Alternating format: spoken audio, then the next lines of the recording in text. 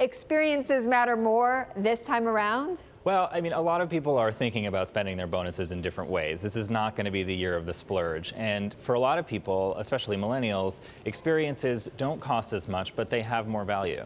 Okay, and travel is very high on the list, right? Yeah, so this year, for a lot of people, travel is the experience, right? Right. You devote time to it, which often is your most expensive resource. And even if it doesn't cost a lot, you can make memories that last a lifetime. This year, especially with so much changing in the world, climate change, political change, there's some places you could visit now in the world. Like what, though? What's most exotic? Oh, well, so this year we focused on trips that really challenge you yourself, like a spiritual journey in the mountains of Peru, a northern outdoor living school trip to the mountains of Scandinavia, something where you really challenge yourself. Ooh.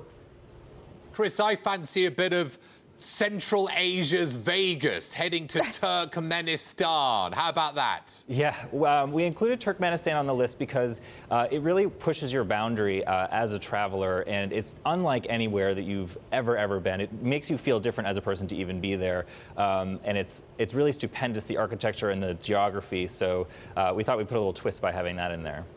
Chris, I was quite depressed, I must admit, when I read this piece. There's whiskey, there's cynical traveller, watch hunt, wash nut, there's all sorts of stuff. And I got to the end, and finally, I discovered somewhere that I've actually been, Dubrovnik. Yeah.